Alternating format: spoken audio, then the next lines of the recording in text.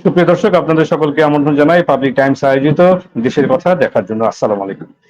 আজ আমাদের সাথে যুক্ত হয়েছেন সম্মানিত অতিথি হিসাবে জনাব এ কে এম পাটোয়ারি, বিশিষ্ট গণমাধ্যম ব্যক্তিত্ব এবং সমাজ ও রাজনৈতিক বিশ্লেষক, এবং একই সাথে যুক্ত হয়েছেন জনাব ডক্টর মোহাম্মদ আব্দুল কাদের, নির্বাহী পরিচালক ও প্রতিষ্ঠাতা সেতু। আমি সম্মানিত অতিথিবৃন্দ আপনাদেরকে স্বাগত জানাই আমাদের সাথে অনুষ্ঠানে যুক্ত হয়ে কথা বলবার জন্য। অসংখ্য ধন্যবাদ। ধন্যবাদ। ধন্যবাদ সকলকে।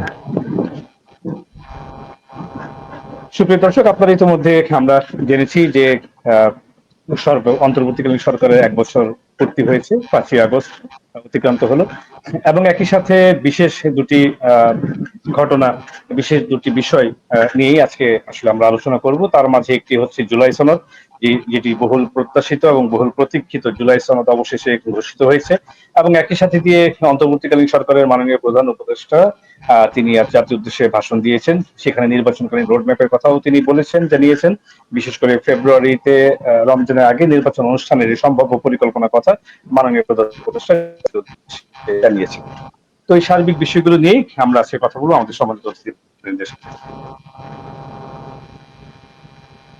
এই যে বিষয়টি নিয়ে সেটি হচ্ছে এই যে ১ বছর অন্তর্বর্তীকালীন সরকার দায়িত্ব পালন করেছে, পট পরিবর্তনের পরে, আওয়ামী সরকারের বিদায়ের পরে, আন্দোলনের মাধ্যমে আওয়ামী সরকারের পতনের পরে এই ১ বছরের মূল্যায়ন আপনি কিভাবে দেখবেন? দেশ পরিচালনায় এই সরকার কতটুকু সফল, কতটুকু প্রত্যাশা পূর্ণ করতে পেরেছে বলে আপনি মনে করেন?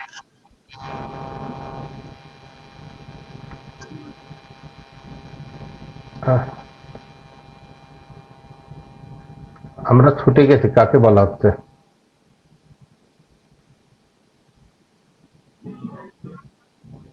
জি, জনাব ডক্টর আব্দুল কাদের, আমি আপনাকে প্রশ্নটি করছিলাম যে এই ১ বছরের সরকারের মূল্যায়ন আপনি কিভাবে করবেন? জনগণের জন্য আশা আকাঙ্ক্ষার প্রতিফলন কতটা ঘটাতে পেরেছে আপনি মনে করেন? আপনি একজন এনজিও বিশেষজ্ঞ এবং এই সরকারের অনেকেই এনজিওর ব্যক্তিবর্গ রয়েছেন মন্ত্রী পরিষদে। এটি আপনাকে দিয়ে শুরু করছে। জি, ধন্যবাদ।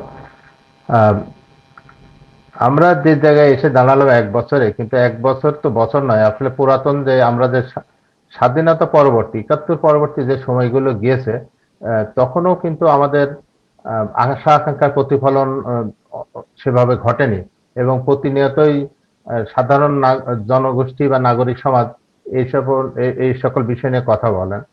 তারপরেও বিগত ১ বছরের যে বিষয়গুলো, যে ধরেন ১৮ বছর একটা নিরবিচ্ছিন্ন শাসন ব্যবস্থা, যেটা আমাদেরকে ব্যথিত এবং দুঃখজনক অবস্থায় ফেলে দিয়েছে।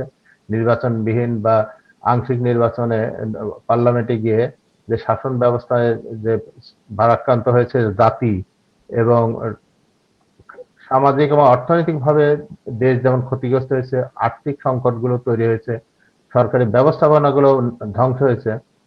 সেই অনিয়ম, অগণতান্ত্রিক অবস্থার ভিতর দিয়ে চলা এই দেশ ১ বছরে কতটা আর সমাধান করার যোগ্য হয়ে উঠবে সেটা খুব বলা মুশকিল। তবে আজকে যে আমরা প্রধান উপদেষ্টার যে ভাষণ শুনলাম, সেখানে ফেব্রুয়ারি মাসে তার নির্বাচন দেওয়ার প্রত্যয় ব্যক্ত করেছেন। এটা যথাযথভাবে হতে পারলে খুবই ভালো, এবং জাতির জন্য ভালো, সমাজের জন্য ভালো। তবে একটা নির্বাচিত সরকারের যে ম্যান্ডেট বা দায় দায়িত্ব, সেইগুলো একটা তত্ত্বাবধায়ক বা অন্তর্বর্তীকালীন সরকারের পক্ষে সেটা বাস্তবায়ন করা যথেষ্ট দুরূহ এবং কষ্টসাধ্য। কারণ যে শাসন ব্যবস্থা কিন্তু নির্বাচিত সরকার দ্বারা যতটা পরিচালিত হওয়া সম্ভব, এরকম খণ্ডকালীন কোনো দায়িত্বপ্রাপ্ত সরকারের পক্ষে সেটা মানে পালন করা যথেষ্ট দুরূহ বিষয়। তারপরে জনগণের আশা আকাঙ্ক্ষা অনেক থাকে, কোথাও প্রতিফলিত হয়েছে, কোথাও হয় নাই। বিশেষ করে যেমন গ্রাসরুটে বা দেশের যে আইন শৃঙ্খলার পরিস্থিতি, সেটা যথেষ্ট উন্নত হয় না আর কি। যেটা যারা ফিল্ডে থাকেন, যারা দেশের প্রত্যন্ত এলাকায় থাকেন, তারা খুব এটা নিয়ে উদ্বিগ্ন আর কি, যে এই সরকারের আমলে আইন শৃঙ্খলা পরিস্থিতি ততটা সহায়ক হয় নাই, মানুষ যথেষ্টভাবে উন্নতি ঘটে নাই, এবং দৈনন্দিন যে শাসন ব্যবস্থা সেখানেও অনেক অন্তরায় আছে, এবং সরকার মানে অন্তর্বর্তী সরকার যেটা করতে চান সেটারও যথেষ্ট পথটা যথেষ্ট সুগম ছিল না।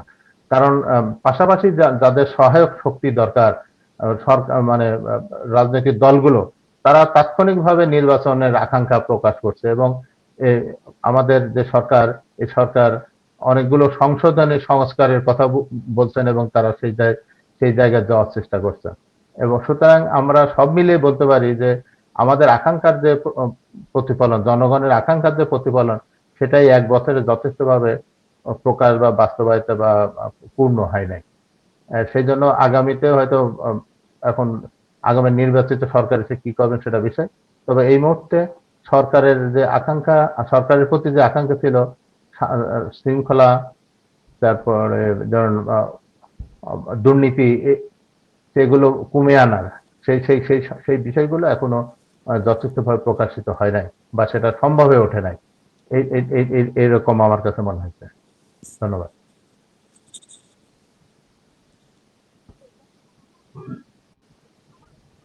ধন্যবাদ, ধন্যবাদ। আমি আরেকটি বিষয় আপনার কাছে জানতে চাই জনাব ডক্টর আব্দুল কাদের, সেটি হচ্ছে যে আপনি দেখেছেন মাননীয় প্রধান উপদেষ্টা ভাষণে এখন উল্লেখ করেছেন যে বিনিয়োগের ক্ষেত্রে একটি অগ্রগতি দেশে হয়েছে গত 1 বছরে এই সরকারের মেয়াদকালীন সময়, এবং একই সাথে যে সেখানে পাচারকৃত যে অর্থগুলো রয়েছে সেটিগুলোকে ফেরত আনার একটি প্রক্রিয়ার মাঝে সরকার কাজ করছে। এই বিষয়টিকে আপনি কতটুকু আশাপ্রদ মনে করছেন, যে এটি বাস্তবে কতটা আশাপ্রদ হয়ে আমাদের কাছে আসীন এখন হতে পারে? হ্যাঁ, পাচার হওয়া অর্থ কিন্তু এক এক রাষ্ট্রের বিষয় না। এটার সঙ্গে অনেকগুলো অর্গান বা প্রতিষ্ঠান জড়িত। এটা দেশীয়, আন্তর্দেশীয় এবং ক্ষেত্র বিশেষে বহুদেশীয় ব্যবস্থা আর কি, বহুদেশীয় কি বলবো শৃঙ্খলার ভিতর দিয়ে যাওয়ার বিষয়। কারণ যে আইন কানুন আছে রাষ্ট্রের, এক এক দেশের আইন এক এক ধরনের।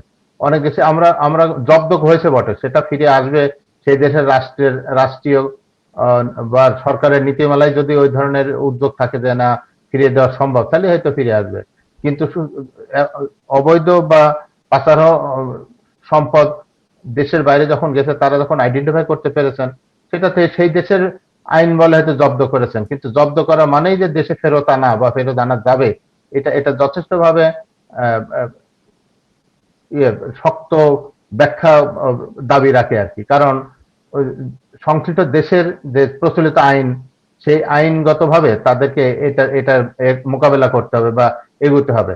বাংলাদেশ অবশ্যই চাইবে যে টাকাগুলো ফেরত আসুক বা সম্পদ ফেরত আসুক, কিন্তু ওই দেশ যদি ওই দেশের নীতিমালায় যদি বা তাদের সরকারি প্রক্রিয়ার ভিতর যদি আনার সুযোগ না থাকে, তখন একটু ঝামেলা হয়ে যায়। আমরা যদি বলি যে আমরা দেখেন আমরা সুইস ব্যাংকে টাকা রাখি, তারপরে এখানে ইয়ে বলে আমরা যে ব্যাংকে যেগুলো বিদেশি ব্যাংকে যে বিনিয়োগ টাকা রাখি, আমরা মনে করি এই টাকাগুলো আমরা যথেষ্টভাবে ফেরত করার আশাবাদ ব্যক্ত করি বা যারা রাখে তারা মনে করে নিরাপদ থাকে।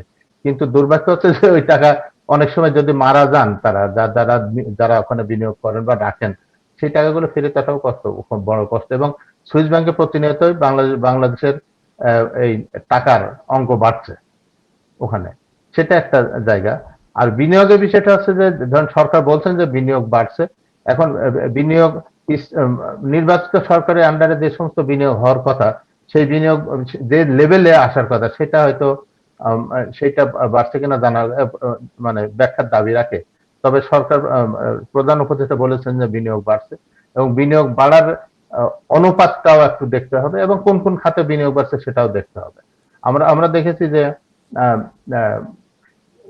বন্দর কেন্দ্রে কিছু বিনিয়োগ বাড়ছে, ইন্ডাস্ট্রি করার ক্ষেত্রে কিছু বিনিয়োগ বাড়ছে, যেটা আমরা ইতিমধ্যে জেনেছি। কিন্তু এই বিনিয়োগটা আরো হয়তো আরো বাড়তে পারতো, বাড়ার সুযোগ ছিল, কিন্তু সেগুলো হয়তো হয়ে ওঠে নাই। কিন্তু এখন বিনিয়োগ বান্ধব পরিবেশটা তো থাকা দরকার। আমাদের দেশে যে অবস্থা, বিনিয়োগ বান্ধব পরিবেশ না থাকলে তো যারা ইনভেস্টর তারা তো এখানে বিনিয়োগ করতে চাইবে না সঙ্গত কারণে, সেটা একটা ঝামেলা। এখন হয়তো আমরা মানে দ্বিপাক্ষিক বা ত্রিপাক্ষিক আলাপ আলোচনার মাধ্যমে কিছু বিনিয়োগ বাড়ছে বটে, কিন্তু এটা যদি গণতান্ত্রিক প্রক্রিয়া, সুশাসন, তারপরে আমাদের দেশের যদি কারাপশন, এগুলো যদি নিয়ন্ত্রণে থাকতো এবং আইন শৃঙ্খলা পরিস্থিতি যদি নিয়ন্ত্রণে থাকতো, তাহলে এই বিনিয়োগটা আরো বাড়ার সুযোগ ছিল বা বাড়তে পারতো আর কি।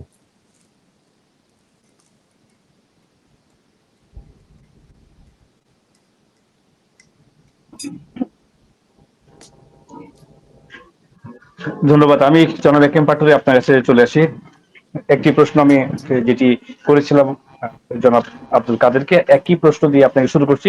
সেটি হচ্ছে, একটি বিষয় হচ্ছে যে জুলাই সনদ, এই বিষয়টি নিয়ে আমি আসবো। তার আগে নির্বাচনে একটু আসতে চাই। যা মাননীয় প্রধান উপদেষ্টা নির্বাচনের কথা বলেছেন, একটি সম্ভাব্য সময়সূচির কথা উনি বলেছেন যে ফেব্রুয়ারিতে রমজানের আগে হতে পারে, এবং সেই উদ্দেশ্যে সরকার কার্যক্রম পরিচালনা করছে। আহ, একই সাথে যে জুলাই সনদ, এই দুটি বিষয় আমি আপনার কাছে জানতে চাইবো যে নির্বাচন এবং এই যে বহুল প্রতীক্ষিত জুলাই সনদ, সেটিকে নিয়ে কিছু মানুষ বলছে, অনেকেই বলছেন যে প্রত্যাশা সেখানে সম্পূর্ণরূপে ঘটেনি, যে প্রত্যাশার আলো নিয়ে তারা অপেক্ষায় ছিল। একই সাথে জামাত ইসলামের পক্ষ থেকে বলা হয়েছে যে তারা একেবারেই আশাহত হয়েছেন। তো সার্বিক সবকিছু মিলে এই জুলাই সনদকে আপনি কিভাবে মূল্যায়ন করবেন, এবং সরকারের 1 বছরকে আপনি কিভাবে মূল্যায়ন করবেন? নির্বাচন ইস্যু তো রয়েছেই, আমরা কি নির্বাচন দিকে আসলেই যাচ্ছি কিনা, জনাব পাটোয়ারি?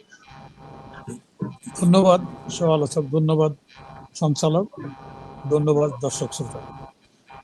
এক নজরে যদি আমি এই সনদকে দেখি, এটা একটা পেপার মাত্র, এটার মধ্যে কোনো সারবস্তু কিছু আছে বলে আমি মনে করি না। কারণ এখানে যারা নিহত হয়েছে তাদের কথা কোনো উল্লেখ নাই। তাদেরকে বীর উত্তম, বীর শ্রেষ্ঠ, বীর প্রতীক একটা কিছু দিয়া, খেতাব দিয়া তাদেরকে যদি একটা ভাতা দেওয়ার ব্যবস্থা করা হইতো, এবং আর্মির কি ভূমিকা এখানে কোনো টোটাল উল্লেখ নাই। এই আন্দোলনের জন্য কার কি ভূমিকা আছে, ইভেন কি অ্যাডভাইজার যারা নিয়োগ করছে তাদের কি কি ভূমিকা আছে, সেটা একদম এটা স্পেসিফিক উল্লেখ থাকা দরকার ছিল। যেহেতু অনেক অ্যাডভাইজারের কোনো ভূমিকাই নাই, হ্যাঁ, সেই জন্য এই কথাগুলি তারা কৌশলে চেপে গেছে। সুতরাং এটা একটা আমি পেপার মাত্র মনে করি। যে আর্মি দেখেন যে ভূমিকা রাখছে, আর্মি ইয়াং এরা যদি ওই সময় ট্যাঙ্ক নিয়ে বাইরে হইতো, কোথাকার আন্দোলন কোথায় যেত। যে ছাত্ররা করছে তারা হারুনের একটু প্যাদানি খাওয়ার পরে তারপর তারা প্রত্যাহার করছে। ওই সময় আর্মিরা এবং জেনারেল নুরুদ্দিনের ভূমিকা, যে রিটায়ার অফিসাররা মিছিল করছে ক্যান্টনমেন্টে মিটিং করার পরে, জিনিসটা অনেক মনোবল সরকারে ভেঙে গেছে যে আর্মিরও তার মধ্যে নাই, এবং ক্যান্টনমেন্টে মিছিল হয়েছে। তো সেইখানে দেখেন আর্মিদের কোনো ভূমিকা এখানে উল্লেখ নাই। তারপরে যারা নিহত হয়েছে তাদের কথা কোনো উল্লেখ নাই। তাদের এখানে তাদের তো খেতাব দেওয়া দরকার। যেমন আমরা স্বাধীনতা যুদ্ধের সময় আমরা বীরশ্রেষ্ঠ, বীর উত্তম, বীর প্রতীক দিচ্ছি, এই ধরনের গুরুত্ব অনুসারে তাদেরকে খেতাব করে তাদের জন্য একটা ভাতার কথা ঘোষণা করা দরকার ছিল। তারপরে কার কি ভূমিকা আছে সেটা উল্লেখ করা ছিল, কিছু উল্লেখ নাই। এটা একটা ব্যাক কথা হয়েছে, এইটা একটা পেপার মাত্র। এর মধ্যে অনেকে কিন্তু এটার ব্যাপারে, এটা সারবস্তুহীন একটা পত্রিকা পেপার, এটা অলরেডি অনেকে মন্তব্য দিছে এর মধ্যে ইতিমধ্যে। বিএনপি দেয় নাই কিছু, বদ্ধতার খাতিরে বিএনপি অত চেপে গেছে। এটা গেল এক। দ্বিতীয় নম্বর হলো, আপনি আর কি বললেন যে একটা ব্যাড সাউন্ড আসতেছে।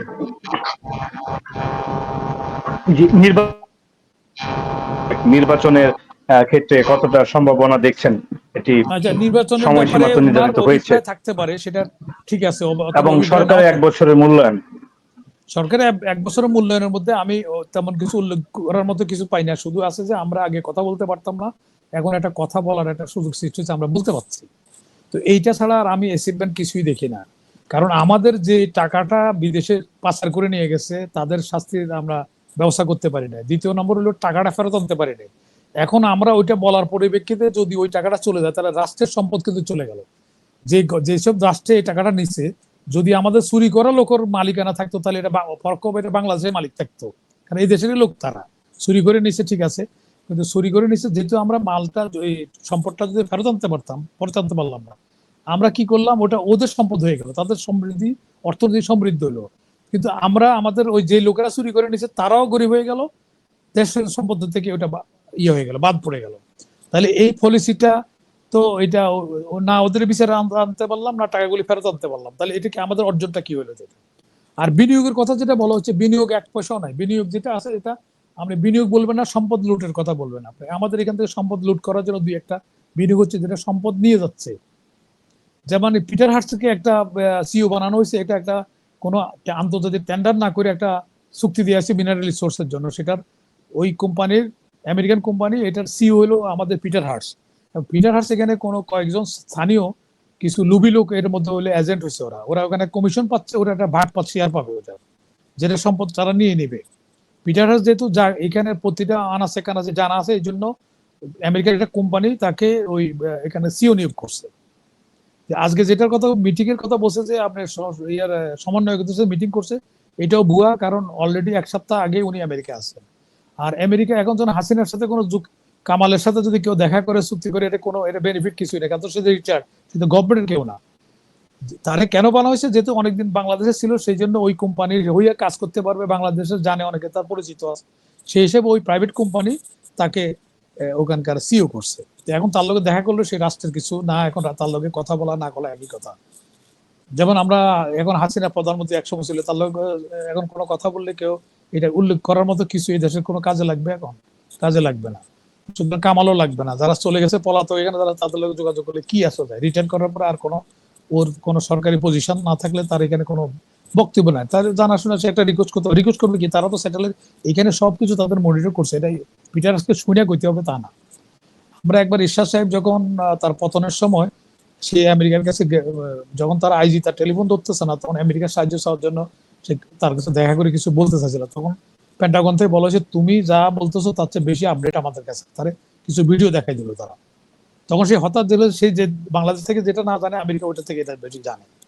তো সুতরাং পিটার হার্সের কাছে শুনে কিছু করতে হবে না, তাদের এই দেশের প্রতি একটা, যেমন তারা বার্মা অ্যাড করছে কেন, তারা পিটার হার্সের শুনে করে নাই, তাদের একটা প্ল্যান ছিল দীর্ঘমেয়াদী, আমাদের পার্বত্য চট্টগ্রামকে নিয়ে ওখানে একটা খ্রিস্টান রাষ্ট্র করবে, বার্মার কিছু অংশ নিয়ে, সেই হিসেবে তারা করছে। এমন মিনারেল রিসোর্সের আগে তারা স্যাটেলাইটের মাধ্যমে তারা দেখতে পারবে চট্টগ্রামে এত কিছু গন্ডগোল কেন, ওখানে এখানে মিনারেল রিসোর্স যে প্রকৃতির সম্পদ যেটা আছে আমরা তুলতে পারছি না। সারা বিশ্বের মুসলমান প্রতিটা কান্ট্রির মধ্যে কিছু না কিছু আল্লাহ দিয়ে দিচ্ছে, কিন্তু তারা নিজেরা গন্ডগোল লাগায় ওই উপনিবেশিক ওরা কিন্তু সেখানে একটা না একটা উসিলা দিয়ে ঢুকতেছে, ঢুকে তারা ওখানে ওইগুলো লুটে পেটে নিয়ে যাচ্ছে। তো এখন এখানে যেটা হচ্ছে যে এখানে যেমন আমরা এই যে আমাদের যে গার্মেন্টস এর ব্যাপারে আমরা যে মিটিং করলাম, যে মিটিং করে আমরা বলছি যে আনছি আমাকে এনডিএ, নন ডিসক্লোজার এগ্রিমেন্ট যেটা বলছে, এটা তো পরক্রিয়া না। রাষ্ট্রের মালিক জনগণ, জনগণে জানবে না, কর্মচারী ম্যানেজার জানবে, জনগণ জানলে দোষ হবে কেন? এটা স্বচ্ছতা থাকবে, এটা এনডিএ কেন করা হবে? তো এখানে দেখা যাচ্ছে যে আমরা কি আনছি, আমরা টোটাল রপ্তানি করি কি গার্মেন্টস। গার্মেন্টস থেকে যদি আমরা গার্মেন্টসের যে যতগুলি অ্যাক্সেসরিজ আছে যেগুলি আমরা, যেমন কাপড় হইতে শুরু করে সুতা হইতে শুরু করে আমরা ইম্পোর্ট করি, তাহলে আমার ফরেন রেমিটেন্সটা ওখানে চলে যাচ্ছে প্রথম। তাহলে আমরা পাইতেছি এখানে $100 বিক্রি করলে $10 পাইতেছি আমরা, সিলাই সোজা কথা দর্জিগিরি করতেছি আমরা। তো এখানে কত পার্সেন্ট? তো এখানে আমরা একটা আমাদের আরো তো রপ্তানি, ওষুধ রপ্তানি, অন্যান্য জিনিস রপ্তানি, আমরা কি করছি গার্মেন্টস এর জন্য গেছি এখানে। এই গার্মেন্টস এটাও তার দুয়াশার মধ্যে রাখা হয়েছে, যে গার্মেন্টস এর মধ্যে যেমন বলা হয় যে গার্মেন্টস আমাদের অনেক কিছু অবদান রাখছে, তাহলে আজকে স্বাধীনতার পরে থেকে গার্মেন্টস করছে, তো তাইলে তাদের ওয়ার্কাররা বেতনের জন্য রাস্তা নামে, রাস্তা বন্ধ করছে কেন? প্রতিদিনের সরকার ঈদের সময় চাঁদের সময় সরকার লোন দিলে তারা বেতন দিচ্ছে, অথচ তারা এই নামে সেই নামে আপনার কি যেন বলে, ওই যে বিভিন্ন হাউজিং এর মধ্যে দেখা যাচ্ছে মালিক ওই গার্মেন্টস এর মালিকেরাই বেশি। এখন অন্য কোনো সংস্থা থেকে অন্য কোনো ফ্যাক্টরি আপনি দেখেন তার বেতনের জন্য আন্দোলন করে রাস্তা বন্ধ করছে না, কিন্তু এরা সবকিছু করতেছে, বলতেছে এখানে করছে, আবার এরা লোন নিচ্ছে, লোন নিয়ে ঈদের সময় তারা বেতন দিচ্ছে না, বোনাস দিতে পারছে না, সেটা তাও সরকারের থেকে ইয়ে করতে হচ্ছে। আমাদের চামড়া খাতেও এরকম অবস্থা, যে ঈদের আগের দিন তাদের লোন দিলে তারা তুমি ব্যবসা করবা, তুমি লাভ করবা, তোমার তো আগের থেকে পরিস্থিতি প্ল্যান থাকবে, তোমার কেন সরকার লোন দিয়ে তোমার। আমি ওই ট্যানারি ব্যবসায়ীদের নিয়ে আমাদের একটা অনুষ্ঠান হয়েছে টিভিতে, আমি সেখানে একই কথা বলছি, ভাই তোমার ব্যবসা, পৃথিবীর কোন রাষ্ট্র সরকারের টাকা খরচ করে ওখানে যাইয়া গার্মেন্টস এর জন্য মুখোজন করে তদবির করছে? সরকার ফ্যাসিলিটেট করবে, সরকার ওটা ব্যবসায়ীদের লগে তারপরে আলোচনা করে ঠিক করবে। এখন আপনার তো ওরা তো প্যান্ট শার্ট এরা নিজেরা বানাবে না, তাদের অত সময় নাই, তাহলে তারা তো কোনো না কোনো বায়ারের কাছে, কোনো রাষ্ট্রের কাছে তারা নির্ভর করবে। বরঞ্চ আমেরিকাতে মিটিং না করে যদি তারা সাপ্লাই যারা দেয় তাদের লগে মিটিং করে বলতে পারে যে আমরা এর নিচে বিক্রি করবো না, আমেরিকা বাধ্য হবে। আপনি যদি আপনার কোনো একটা ওয়ার্কার লাগবে, ইয়ে লাগবে, তাহলে আপনি ভালো ড্রাইভারটা নেবেন, শয়তান হলেও তারা নিজে ভালো গাড়ি ড্রাইভ করতে পারে। আমরা কোয়ালিটির দিকে যাব, সরকার সিঙ্গেল ডিজিটে লোন দিবে, সরকার কেন তদবির করতে যাবে তার কে কার জামা কিনবে না কিনবে, ব্যবসায়ীটা ঠিক করবে, তার লাভ লস তার। তাহলে আপনি তো তাহলে কি ওষুধের জন্য আপনি তদবির করেন না তো? অন্য যারা সাপ্লাই করতেছে, টেক্সটাইল সাপ্লাই করতেছে, বিভিন্ন জায়গায় রপ্তানি করতেছে, সেগুলির জন্য কি আপনি জায়গায় মিটিং করেন? আচ্ছা, মিটিং করার পরে আপনি গার্মেন্টস দিবেন, গার্মেন্টস যদি এগ্রিগেটে আপনি যে ইম্পোর্ট যেটা প্রথম আপনার র মেটেরিয়ালস এর পয়সাটা যদি বাদ দেন, তাহলে কত লাভ হচ্ছে? সেখানে বেশি একটা কিছু না, কিন্তু এটা দুয়াশার মধ্যে রাইখা এবং এটা কারা করতেছে? তারা দেখেন 30 জনের মতো তারা এমপি গার্মেন্টস ব্যবসার সাথে জড়িত। এরা কিন্তু তেমন কিছু রাষ্ট্রের জন্য কন্ট্রিবিউট করতেছে না। কিন্তু এগ্রিগেটে দেখাচ্ছে না, তারা কিন্তু পুরাটা রপ্তানি দেখাচ্ছে, $100 দেখাচ্ছে, দেখে তারা একটা ইনসেন্টিভ নিচ্ছে বাংলাদেশ ব্যাংক থেকে, সেখানে আবার একটা ইনসেন্টিভ বড় রেমিটেন্স আনতেছে, এই কথা বলে এখানে শুভম করে থাকি। আমরা অন্য অন্য সেক্টরে যাব, আমরা অন্য আর কত কিছু আছে দেখেন আপনার এখানে। এই যে হিরো হুন্ডা যে ইম্পোর্ট করতেছি আমরা, হাজার হাজার কোটি, গার্মেন্টস এর বেশি টাকা আসতেছে এখানে, এটা আনা হচ্ছে, স্পোক আনতেছে, টায়ার আনা হচ্ছে ইন্ডিয়া থেকে। তো এইগুলি যদি আমরা ছোট ছোট ইন্ডাস্ট্রির মধ্যে যাই আমরা, তাহলে আমরা গার্মেন্টস আজীবন কি গার্মেন্টস করবো নাকি? দর্জি গিরি করে কি দেশের জাতির ভাগ্য পরিবর্তন করতে পারবো? এখানে দেখেন ভুল সিদ্ধান্ত। আমরা যদি এতই করি গার্মেন্টস এত অবদান দেখে, তাহলে আমরা আইভির কাছে কেন তাকাই আছি? আপনি দেখেন এই যে কুরিয়ার সার্ভিস দেওয়া হচ্ছে, কুরিয়ার সার্ভিস একটা ট্রেড লাইসেন্স তারা ব্যবসা করতেছে, অথচ পোস্টাল ডিপার্টমেন্ট বসে আছে সব। হেন কোনো গ্রাম না যে আমরা পোস্টাল ডিপার্টমেন্ট নাই। যদি আমরা কুরিয়ার সার্ভিস পোস্টাল ডিপার্টমেন্টের দিয়া বিমানের সাথে বিআরটির সাথে ট্যাগ করে দিতে পারি, তাহলে এখানে আমাদের আইএমএফ এর সাথে দৌড়াইতে হবে না, গার্মেন্টস দৌড়াইতে হবে না।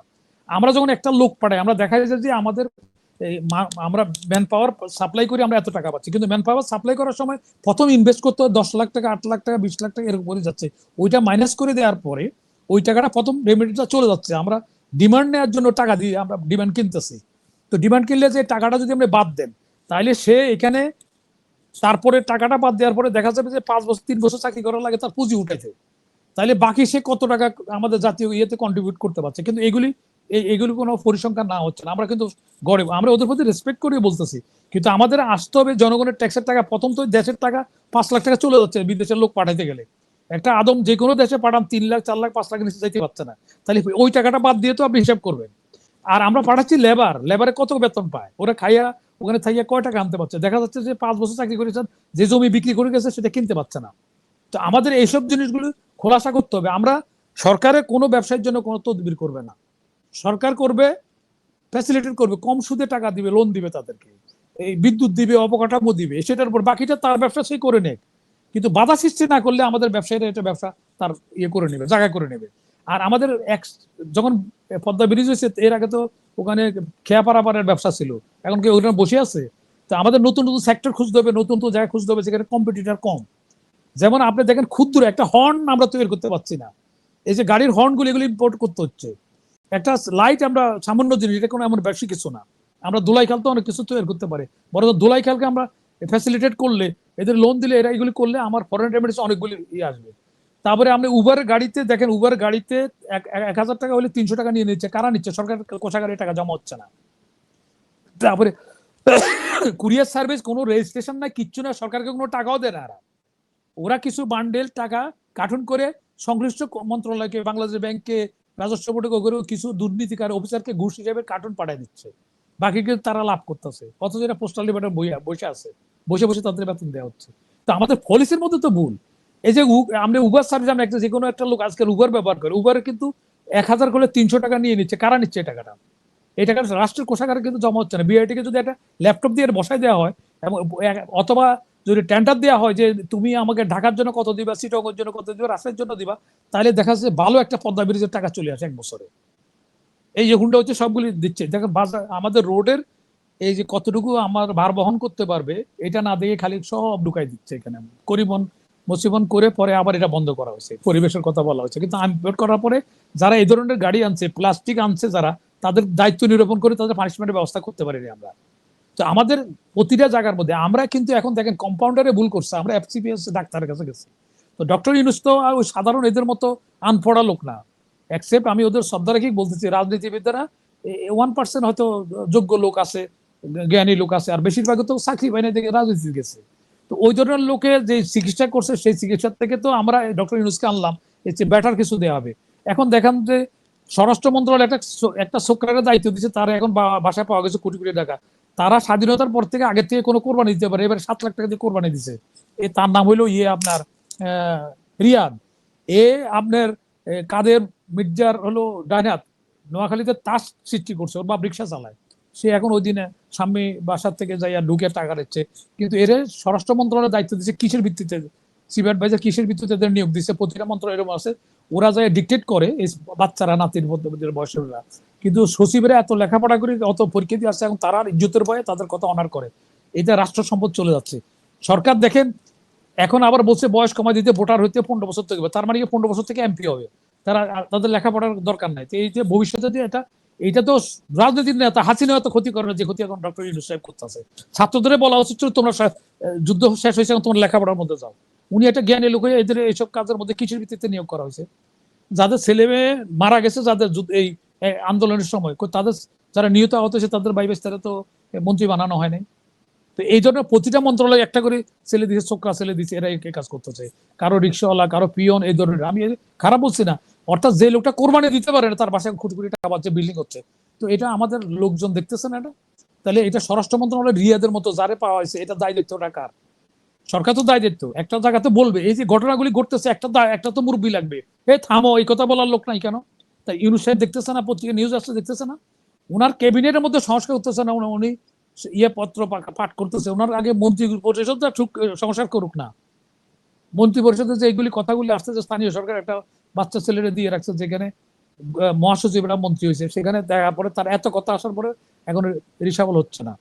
তো এখন এই দায় দায়িত্বটা তো ওনার উপরে আসবে। উনি এখন বুঝতেছেন না, কিন্তু উনি যখন তার হক হস্তান্তর করবে ওই ওনাকে কিন্তু জেল খাটতে হবে আবার। আমি এই ভিডিওর মাধ্যমে বলছি স্যার, ওনার আমি শ্রদ্ধা করতে চাই স্যার, এই কথাগুলি বলছি, আপনি এগুলি নেগেটিভ না নিয়ে পজিটিভলি নেন। আপনি এগুলির এখনো সময় আছে, আপনি এগুলির থেকে আপনি আপনার ক্যাবিনেটের মধ্যে শুদ্ধি অভিযান চালান। ক্যাবিনেটের মধ্যে আছে রেশন চুরির জন্য চাকরি গেছে, অ্যাডভাইজার হয়েছে। তো এটার দায়িত্ব উনি কি জবাব দিবেন? কি জবাব দিবেন এটার? তো এখন হচ্ছে যে আপনি একটা তো লোকে বলতে হবে থামো, এরা হয়েছে আন্দোলন করছে, আমরা মুক্তিযুদ্ধ করছি। আসম আব্দুরা, নুরুল সাইদ খলিফারা কিছু, তারা তো পাওয়ার শেয়ার করে নাই, তারা তো দেশ স্বাধীন করছে। আর এটা সরকার পরিবর্তন করার দেশ স্বাধীন কথা এক। সেই সময় তারা আসার পরে তাদেরকে বসে ব্যাক টু দ্য প্যাভিলিয়ন, তাদের বসে তোমরা লেখাপড়ার মধ্যে যাও, কারণ জাতি তো ভবিষ্যতে এই যে মানে শিক্ষা মন্ত্রণালয় কোনো কমিশন করে নাই, যেটা খুব প্রয়োজন। অর্থ মন্ত্রণালয়ের কোনো কমিশন নাই, তার মানে এরা না বড় লার্নেড লোক সরকার চালাচ্ছে। তো এইগুলি শিক্ষা কমিশন নাই কেন? তাহলে দেশ স্বাধীন যারা করলো সাইড করবে, কারো তো মন্ত্রী বানানো হলে তারা মন্ত্রী তো চায় না, তারা সব লেখাপড়ার মধ্যে চলে গেছে। উনি এখনো তো উনি ছাত্রদেরকে বলেন ভাই ইনাফ ইজ এনাফ, তোমরা এখন যাও, রাজনীতি করতে পারবা, বহু জীবনে অনেক সময় আছে। এখন তাদের স্ট্যান্ডার্ড উঠেছে, তারা এখন দেখেন স্থানীয় সরকার মন্ত্রী একটা প্রাইভেট ইউনিভার্সিটিতে মানে ডিগ্রিতে অনার্সে ভর্তি হয়েছে, এখনো তার MA পাস ডিগ্রি পাস হয় নাই। তো সে একটা স্থানীয় সরকার মন্ত্রী, যুব মন্ত্রী, আবার সমবায় মন্ত্রী। একটা মন্ত্রণালয় সেখানে যেখানে 60% ব্যয়, ওইখানে মেয়ররা স্যার বলতে হবে, সকল উপজেলা চেয়ারম্যান তার আন্ডারে। তো একটা সেক্রেটারি এত বছর লেখাপড়া করে পাবলিক সার্ভিস কমিশনের সেক্রেটারি ওরে স্যার করবে, ওর মনের মধ্যে কি মানসিক আছে? জব স্যাটিসফ্যাকশন পাচ্ছে সে? সেখানে ডিকটেট করতেছে এরা তো আইন কানুন কিচ্ছু বোঝে না। এরে নিয়োগ, ওরে নিয়োগ, প্রশাসক নিয়োগ, সবগুলি লেনদেন করতে আছে। তার পিএস এর এত কথা বলা হলো মাত্র কয়দিনের মধ্যে, 1 বছরের মধ্যে কত টাকার পিএস এর পাওয়া গেল। সেখানে পিএস এর পাওয়া গেল যেখানে হাসিনার পিএস এর কাছে, জাহাঙ্গীরের কাছে পাওয়া গেল 400 কোটি টাকা 15 বছর পর, 16 বছরের পর। তো এইটার ব্যাপারে ওনার পোর্টফোলিও পত্রপাঠ বিদেয়ের কথা, পোর্টফোলিও চেঞ্জ করতে পারছেন না উনি। তো ওনার ক্যাবিনেটের মধ্যে সংস্কার করতে পারছেন না, তার মানে উনি কি চাচ্ছেনটা কি? ওনার কাছে তো এটা আশা করিনি আমরা। উনি তো এটা বলুক যে আমরা এই কথাগুলি মিথ্যা, জনগণ দেখতেছে, পত্রিকা দেখছে, তার বাপে কি করতেছে, অস্ত্র নিয়ে ঢুকে যাচ্ছে এয়ারপোর্টে, এখানে পিএস এর কাছে টাকা পাওয়া যাচ্ছে, ওখানে ওই বিভিন্ন রকমের প্রশাসক নিয়ে করতে টাকা নিয়ে লেনদেন করতেছে। তো ওখানে উনি একদম যেন চুপ হয়ে আছে, কিছু দেখেও না দেখার পর কত রবি জলের কে বা কে মেলে। তো এইরকম কথা তো আমরা একজন বিশেষজ্ঞ সরকারের কাছে তো আশা করি না। এদের তো কোনো পলিটিক্যাল অ্যাম্বিশন নাই, কিন্তু এনারা কিন্তু বিপদে পড়বে। ওনারা মনে করছে যে এটা কি হাসিনারও এরকম করছিল, কিন্তু দায় দায়িত্ব কিন্তু সিপি ইলেকশন, সিপি অ্যাডভাইজারের উপরে পড়বে। তো সুতরাং 2 নম্বর হলো যে ইলেকশনের কথা উনি বলছেন, ইলেকশন তার এখন স্পেসিফিক কোনো ডেট করেন নাই এখনো, ব্যাগ যদি কিন্তু এর মধ্যে আছে। আচ্ছা, তারপরে হলে আপনি প্রথমত দেখেন তো প্রত্যেকটা লোক তো আমরা গ্রামগঞ্জের সাথে সম্পর্ক আছে, আপনি দেখেন তো পরিবেশ আছে কিনা। এখানে যে যারা রাতের ভোট দিনে করছে, একটা লোক বিবেকবান নাই যে হাসিনার প্রতিবাদ করে রিজাইন করছে। যাদের দিয়ে রাতের ভোট দিনে করছে, প্রতিবাদ করে নাই, ওই লোকগুলি এখনই আছে। তাহলে 4 জন বা 3 জন ইলেকশন সিভিল ইলেকশন করছে, ভালো একটা লোক, উনি যদি না করতে পারে পদত্যাগ করবে। আমি কালকে ওনার সাথে আমার কথা হয়েছে, প্রায় মানে আধা ঘন্টা ধরে কথা হয়েছে। তো ওটার ব্যাপারে উনি নিজে চিন্তিত যে এই ব্যাপারে উনি ইলেকশনের যে পরিবেশটা উনি বাক্স তো উনি রক্ষা করবে না। তো পুলিশ তো রাত এখানে মব ভাইলেন্স হচ্ছে, পাথর পিটাইয়া লোক মারিয়ে ফেলতেছে, তাহলে সেই এরকম একটা পরিস্থিতির মধ্যে তাহলে এই যে 65,000 গ্রামে এক একটা কনস্টিটিউশন কয়টা ভোটের বাক্স, এই ভোটের বাক্স কে রক্ষা করবে? এই কচি কাছাড়া সিলসাপুর মারে, তাহলে আপনাকে বলতে হবে আপনি ওয়াদাবদ্ধ হলেন ক্রেডিবল, গ্রহণযোগ্য পার্টিসিপেটরি ইলেকশন আপনি করবেন। তো এখন যদি প্রথমত ক্রেডিবল হবে কিনা, দ্বিতীয়ত পার্টিসিপেটরি হবে কিনা, তারপরে নিরপেক্ষ ইলেকশন হবে কিনা, আপনি তো পক্ষপাতিত্ব অলরেডি করে ফেলছেন, একটা পার্টিকে আপনি সমর্থন করছেন, তাহলে আপনার ইলেকশন তো গ্রহণযোগ্যতা হবে না। আপনি পুলিশে প্যাট্রোনাইজ করে ওদের মিটিং এর ব্যবস্থা করে দিচ্ছেন সিলেট পার্টিকে। তো এটা তো আপনি তো কোনো সিলেট পার্টি বিএনপি আওয়ামী লীগ দেখার কথা না, আমাদের নিরপেক্ষ থাকার কথা। তাহলে নিরপেক্ষতা আমাদের হারাইছেন এখন। এখন তারপরে আপনি ভোটের বাক্স রক্ষা করার কোনো কি আছে? উনি উনি মাঠের খবর জানে? এখানে আমরা যারা বলছি, আমি তো দায়িত্বে বলছি, দেখেন তো মাঠের খবর কি আছে? কেউ ওখানে যারা আছে তারা কি নিজেরা কনফিডেন্ট যে তারা ভোটের বাক্স রক্ষা করতে পারবে? কে রক্ষা করবে? আর যারা তো এরকম নৈতিকতা নাই, যারা ভোটের ইলেকশন কমিশন অফিসার গুলি ছিল, তাদের নৈতিকতা থাকলে তো তারা রিজাইন করতো। পাকিস্তানে কি করছে, ইলেকশন কমিশন যাইয়া থানায় যা সারেন্ডার করছে যে আমি জনগণের ট্যাক্সের টাকা বেতন খাচ্ছি, আমি করতে পারি নাই, ওখানে আমি প্রতিবাদ করার পরিবেশ ছিল না, আমাকে অ্যারেস্ট করো, আমি দায়িত্বটা সঠিক পালন করতে পারি না। পাকিস্তান আমরা সমালোচনা করি অনেক কিছু, তারপর দেখেন তো এখানে তো একটা দুটো তো আছে। আমরা বঙ্গবন্ধুর সময় আমরা সেখানে ওসমানী পদত্যাগ করছে ওনার, আমরা একটা লোক ইলেকশনে প্রতিবাদ করার জন্য ওই লোকগুলি কেন রাখবো? এইখানে আমি এটা আগে অন্য চ্যানেলও বলছি, যেখানে আমি সংস্থাপন সচিবকে ধন্যবাদ দিব, উনি যারা রিটার্নিং অফিসার ছিল ডিসি সবগুলির যারা 25 বছর হয়ে গেছে তাদের পত্রপাঠ বিদায় করে দিয়েছে আর রিটায়ারমেন্টে পাঠাচ্ছে, আর যাদের 25 বছর তাদের ওএসডি করা হয়েছে। তো একটা ব্যবস্থা হয়েছে। যদি আপনি ডিটারেন্ট কোনো ব্যবস্থা না নেন তাহলে এরা বলবে যে একসময় আমরাও পার হয়ে যাবো, কিচ্ছু হবে না, আমার তো ওইরকম ইলেকশন সব বন্ধ করে থাকবে। আপনি প্রথম তো দৃষ্টান্ত স্থাপন করবে যে না, এরকম করলে জনগণের স্বার্থের এগেনস্টে করলে তোমার এইরকম ব্যবস্থা হয়। কিন্তু এখন পর্যন্ত ইলেকশন কমিশনের কাউকে দায়িত্ব নির্বাহন করে কোনো পানিশমেন্টের ব্যবস্থা করা হয়েছে? চাকরি আপনি নতুন এই যে যারা আন্দোলন করছে তাদের দেখে দেখে এদের তো ইলেকশন কমিশন অফিসার বানাই দিতে পারতো, বিভিন্ন ক্যাডারে ঢুকাই দিতে পারতো। লোক তো লাগতেছে, তো লোক চলে গেছে, কেউ পালাইছে, কেউ জেলে গেছে, তাহলে ওইগুলি খালিস্তানটা পূরণ করতে পারতো তো এদেরকে দিয়ে, এর করছে না তো। তার মানে ওনাদের সঠিক নির্বাচন করার অভিপ্রায় নাই, ওনার এটা লোক দেখানোর জন্য করতেছে। আমি এখনো বলছি যে আমি সন্দিহান ইলেকশন করতে পারবে কিনা, কারণ ইলেকশন করলে ইলেকশন গ্রহণযোগ্য হবে না, হবে না এই কারণে, কারণ সিলচাপুর মানে ইয়াঙ্গারা নিয়ে নিবে। ওনাদের এটা পলিসি হলো যদি এরকম করে তাহলে ওরা কয়েকজনের জোট সরকার করে ওনাদেরকে আবার ডাকবে, ওই ক্যাবিনেটের এখন যারা আছে তারাই থাকবে, এরকম একটা অভিপ্রায় তাদের আছে, যার পরিপ্রেক্ষিতে ওইভাবে তারা ওরা করতেছে। এখন অনেকে সত্য কথা বলতেছে না জেড়ে কাছে। আমি কিন্তু যেটা আমার উপলব্ধিতে দেখছি, এটা ওনারা প্রথম ইলেকশন করার কোনো অভিপ্রায় নাই, যখন চাপে পড়ছে তখন ইলেকশনের তারা এটা বলছে। দেখেন ইলেকশনের কাছে যায় না, তাদের ফার্স্ট প্রায়োরিটি ছিল ইলেকশন সংস্কার করা, এটার দিকে আগে যায় না। তারা এমনি সংস্কার কমিশন করছে, সংস্কার কমিশনের আপনার অথরিটি কোথায়? জনগণ মালিক তো, আর জনগণ মালিকই জানবে না, কর্মচারীরা জানবে ওই ওখানে চুক্তি করছে, সেখানে ওরা এনডিএ করছে, কেন এটা করবে? এটা কোন ইয়েতে আছে পৃথিবীর, এটা কোথায় আছে যে মালিকেরা জানাবে না, কর্মচারী জানবে? আর যে কর্মচারীদের জনগণের কোনো ম্যান্ডেট নাই, কিছু মুষ্টিমেয় লোকে বসাইছে, এনাদের কি কত পার্সেন্ট মেজরিটি লোকে ওনারা সমর্থন করে? সমর্থন করে না তো। সমর্থন করলে সেটা দেখা, উনি রেফারেন্ডাম দিয়ে দেখা ওনারা সমর্থন করে। আমি এই পর্যন্ত আলোচনা করলাম। জি, ধন্যবাদ। ধন্যবাদ অনেক। আমি জনাব ডক্টর মোহাম্মদ আব্দুল কাদের আপনার কাছে আসি। যে বিষয়টি আমরা শুনছিলাম, জনাব একেম পাটোয়ারি বলছিলেন নির্বাচন নিয়ে সন্দিহানের কথা, সেই নির্বাচন হলেও সেই সুষ্ঠু নাও হতে পারে, এটি একটি বিষয়। একই সাথে উনি বলছিলেন বার্মা অ্যাক্টের কথা, যে বাংলাদেশের নিরাপত্তা ইস্যুটিও হয়তো ঝুঁকিপূর্ণ বিষয়টি, এমনই উনি ইঙ্গিত করছিলেন। আরেকটি বিষয় এখানে উঠে এসেছে যে এই যে জুলাই সনদের যে প্রত্যাশার যে বিষয়টি নিয়ে আমরা কথা বলছিলাম, তো সেটি আসলে কেন প্রত্যাশার আলো আনতে পারেনি বলে আপনি মনে করেন? একটি বিষয় জানতে চাইবো আপনার কাছ থেকে। এবং হচ্ছে নির্বাচন নিয়ে আসলে কোনো সন্দেহ রয়েছে কিনা, আর হলেও সেটি সুষ্ঠু নাও হতে পারে বলে আরেকজন বিশেষজ্ঞ যিনি মতামত দিলেন, জনাব একেম পাটোয়ারি, বিষয়টিকে আপনি কিভাবে মূল্যায়ন করেন?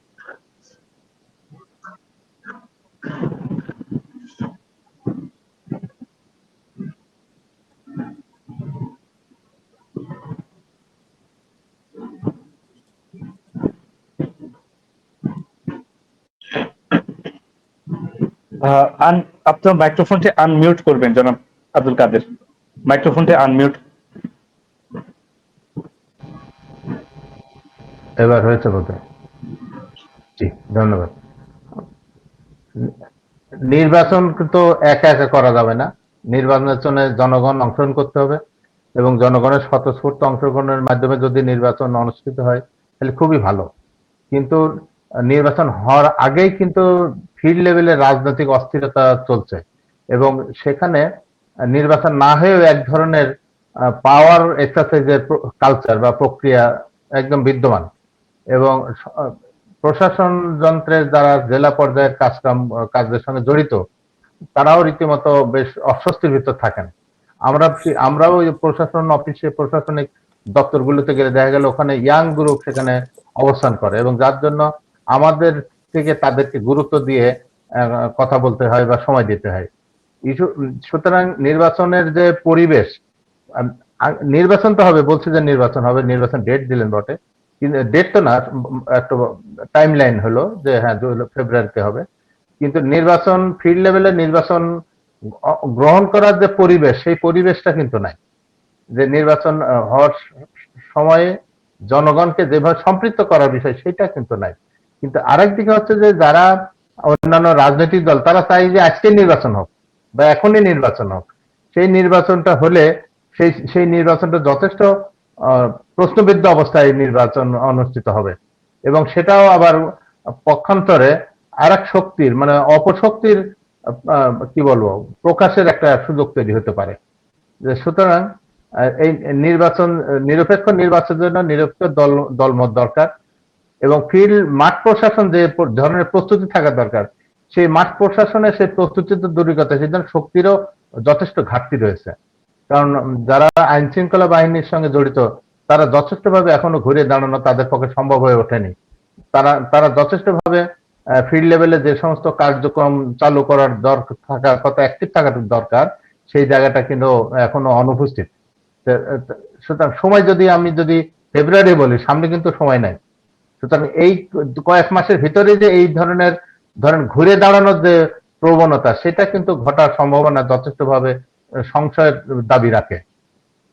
আর নির্বাচনকে নিয়ে যদি আমরা কথা বলি আরো, যে নির্বাচন হবে কি হবে না, বা এই সময় আমার আমি খুব মানসিকভাবে বলতে চাই যে নির্বাচন ফেব্রুয়ারিতে হওয়াটা একটু দ্রুহ, এটা সংশয় দাবি রাখে, এবং যদি হয় তাহলে এটা যথেষ্টভাবে নিরপেক্ষ মানে জনমত নিরপেক্ষ নির্বাচন হওয়ার সম্ভাবনা খুবই কম।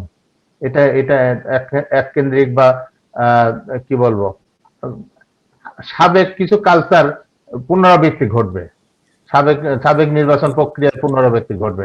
সুতরাং সেটার জন্য এখনই নির্বাচনের যে জায়গাটা, সেটা যদি হয় তাহলে একদম যথেষ্ট নির্বাচন প্রক্রিয়া যেটা হওয়ার কথা, সেই লেভেলে যাওয়া খুব কষ্টসাধ্য আর কি। তারপরে যদি ঘুরে দাঁড়ান, গভর্নমেন্ট যদি মনে করেন, কারণ ইস্যুটা হচ্ছে যে এই বর্তমান সরকার কিন্তু মানে আগে দুর্নীতির কথা বললে আমরা ধরেন আওয়ামী লীগের ঘাড়ে কথা বলতেছি, কিন্তু এখনো যারা দুর্নীতিগ্রস্ত বা দুর্নীতির সঙ্গে জড়িত, তারা কিন্তু বিদ্যমান। সুতরাং দুর্নীতির যে বিচার ব্যবস্থা, দুই একটা যদি শক্ত বিচার কাঠামোর ভিতর ফেলে শক্তভাবে যদি সিদ্ধান্ত নেওয়া যেত যে দুর্নীতি করলে এই ধরনের সমস্যা হয় বা এই ধরনের বিচার হয়, তাহলে কিন্তু খুব ভালো হতো। কিন্তু সেটা তো দৃশ্যমান কিছু হয় নাই, এবং জনগণ যথারীতি আগের জায়গায় রয়ে গেছে। যে সেই সমস্যাটা থেকে উত্তরণ খুব জরুরি আর কি। তা নাহলে আমরা জাতিগতভাবে এবং রাষ্ট্রীয়ভাবে আমরা ক্ষতিগ্রস্ত হচ্ছে, আরো ক্ষতির দিকে এগোচ্ছে। এটা হলো নির্বাচন কেন্দ্রিক। আর একটা বিষয় ছিল জুলাই সনদের যে প্রত্যাশা ছিল, সেটি কেন আসলে মনে হচ্ছে যে বাস্তবায়িত হলো না? যে প্রত্যাশা নিয়ে একটা প্রতীক্ষা ছিল সবার মাঝে, অনেকে যে বলছেন প্রত্যাশা অনুযায়ী সেটির হয়নি সেই সনদ, এটিকে আপনি কিভাবে মূল্যায়ন করেন? আচ্ছা, জুলাই প্রত্যাশা দেখেন, সরকারিভাবে বলা হচ্ছে 1000-এর অধিক মানুষ নিহত হয়েছে বা হত্যা করা হয়েছে, 700 জন দৃষ্টি প্রতিবন্ধী হয়েছে। তো সেটা একটা, আরো তো প্রতিবন্ধীর কথা আর তো আছে, যেহেতু যারা চিকিৎসাধীন রয়েছে।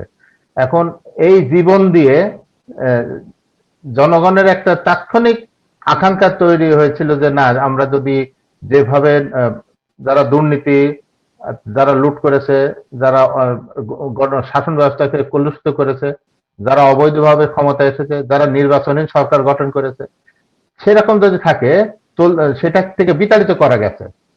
সুতরাং বিতাড়িত করতে পারলে তাহলে নিশ্চয়ই জনগণের আকাঙ্ক্ষা থাকে যে যারা দুর্নীতিমুক্ত একটা রাষ্ট্র হোক, শাসন ব্যবস্থা সুষ্ঠু হোক, নির্বাচন জনগণের অংশগ্রহণ হোক, এবং উন্নয়ন, দেশের জাতীয় যে উন্নয়ন, সেখানে একটা গতিশীল উন্নয়ন হোক। এরকম একটা খুব স্বাভাবিক যারা আন্দোলনের সঙ্গে থাকে এবং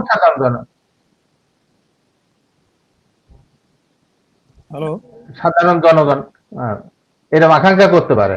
কিন্তু আমাদের যে যে কি একটা মানে যে যে আমাদের অন্তর্বর্তীকালীন যে সরকার, সেই সরকার সেই আশার কোথাও পূরণ করতে পারার দৃশ্যমান কিছু ঘটেনি, এবং যার জন্য ফিল্ড লেভেলে অস্থিরতা বেড়ে আছে। মানে আস্থার সংকট তৈরি হয়েছে, জনগণের যে আস্থা যে এই সরকারের প্রতি যে না এটা ভালো করবে, সেই জায়গায় কিন্তু সংকট তৈরি হয়েছে। এবং আমাদের ডক্টর ইউনূস সাহেব উনি ওনার টিমে যে আমাদের পাটোয়ারি সাহেব যেটা বললেন যে ওনার টিমে যারা আছেন তারা সরাসরি দুর্নীতির সঙ্গে জড়িত, অন্তত সেগুলোকে ওনার লেভেল থেকে এটা মানে গ্রহণ করা বা ধরে রাখা এটা উচিত হয়নি, এটা বিচারের ভিতর ঢুকাই দেওয়া উচিত ছিল। তাহলে বুঝতো যে জনগণ বুঝতো যে না এটা ঘরে থেকে শুরু করেছে, সেই সুযোগটা কিন্তু উনি হাতছাড়া করে ফেলেছেন। এবং এটা করলে আরো আরো তার জন্য আরো ইমেজ বাড়তো আর কি, এবং জাতির জন্য একটা দৃষ্টান্ত তৈরি হতো। সেই সুযোগটা উনি হাতছাড়া করেছেন, এবং আমরা আশা করছি যে এই প্রক্রিয়া থেকে বেরিয়ে আসা আমাদের জন্য একটা কষ্টসাধ্য বিষয় আর কি। মানে আমরা দুর্নীতির সঙ্গেই আছি, আমরা শাসন ব্যবস্থায় অনিয়মতান্ত্রিক অবস্থায় আছি, সুশাসনের বাইরে আছে, এরকম একটা কষ্টসাধ্য এবং কি বলে দুরূহ অবস্থার ভিতর দিয়ে জনগণ আকাঙ্ক্ষা প্রতিফলন নাই, এবং যে বছর গেল তাতেও কোনো পজিটিভ যে ইম্প্যাক্ট ফেলার সেই জায়গাটা কিন্তু নাই। এবং এই একটা সত্যিকার অর্থে বলতে হয় এই সরকার জনগণের আস্থা অর্জন করতে পারেন না।